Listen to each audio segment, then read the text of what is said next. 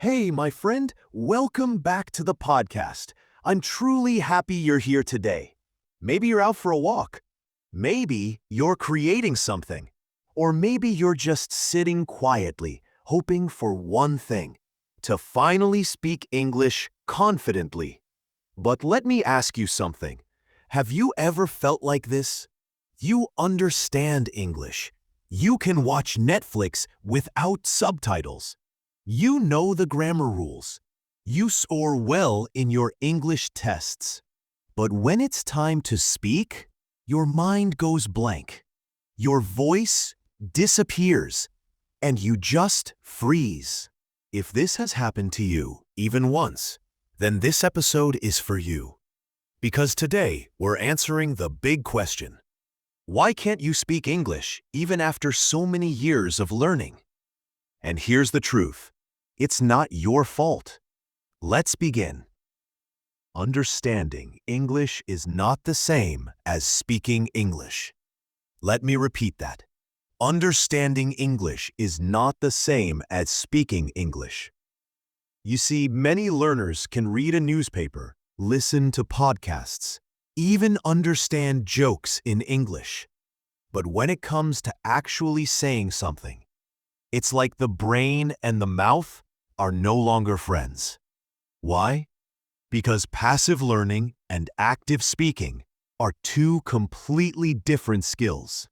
When you understand English, you are in receive mode. But when you speak, you have to create. Create thoughts. Find the right words. Arrange them in the right order. And do it fast. That's a lot. That's heavy mental lifting, even for native speakers. So if you're struggling, you're not broken. You're just doing it the hard way. Now let's talk about something deeper. Something that hides in your heart. Fear.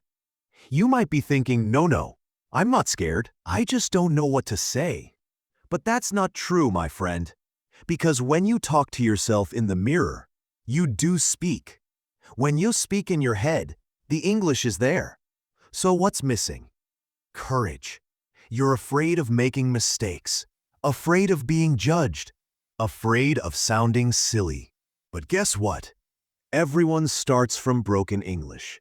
Even native speakers made funny mistakes when they were kids. The only way to confidence is through the fear. Not around it, through it. I want you to take a deep breath right now and say this with me. Mistakes mean I'm trying. Say it again. Mistakes mean I'm growing. Feel that? That's the first step to freedom. Let's talk about schools and classes and grammar books. Yes, they are useful, but they are not enough. In most classrooms, you learn to memorize English, not to use it. You write, you listen. Maybe you do some speaking activities once a week, but that's not real speaking. That's controlled speaking. It's like learning to swim by reading a book.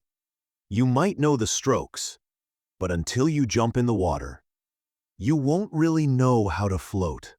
If you want to speak English, you have to stop being a student and start becoming a speaker. How? We'll get there. But first, let's go a little deeper. You know what's killing your English? Your native language. Yes, I said it. You keep translating everything in your head. From Hindi, from Spanish, from Arabic, from your first language. But the brain doesn't work well like that. Translation is slow. It blocks flow. Imagine you're trying to speak English, but before every word, you have to stop and ask yourself, wait, what's the English word for this? That's a recipe for hesitation, for stammering, for frustration. You need to think in English, not perfectly, but naturally. Start small. Say, I'm hungry, instead of thinking, then translating. Say, it's cold today, without a filter. The more you think in English, the easier it becomes to speak. Your mind needs English, not translate. Let me share a powerful tool with you. It changed my students' lives. It's called shadowing. Here's how it works. You listen to a sentence, then you pause and repeat it, just like the speaker. Try to match the rhythm, the tone, the feeling. Let's try it together. Repeat after me. I don't feel like going out today. Great. Let's do a few more. Speak out loud and follow my voice. I am learning English. I speak English every day. I'm not afraid to make mistakes. I believe in myself. One more. I can speak English, and I will. Good. Simple, right? Yes, but magical. Because now, you're not just learning, you're speaking. You're training your mouth to move, your brain to speak. You're building real fluency. Do this every day, even 10 minutes, even while walking, and you'll see a transformation. Most learners do input. Input, input. They watch, they read, they listen, but they don't speak. They don't write. They don't use the words. Learning doesn't happen from input alone. Learning happens when you use what you learn. So from today, for every 20 minutes of listening, do 10 minutes of speaking. Talk to yourself. Make short videos. Read aloud. Join a speaking group. Your goal is simple. Speak more than you study. Let me be real with you now. There are days when you will feel dumb, empty, useless. You'll say, I studied so hard, but I still can't talk. I know that pain. It feels like you're stuck forever, but you're not. You are just passing through the emotional silence. That stage where everything feels heavy and dark. But listen to me. You are not your mistakes. You are not your pauses. You are not your silence. You are learning. You are growing. And every time you try again, you get stronger. Let's end with power. Here are 5 things you can start doing today to finally start speaking English. Step 1. Speak out loud daily, even if it's just for 2 minutes in front of a mirror. This builds confidence and helps your brain get used to your own voice in English. Step 2. Think in English.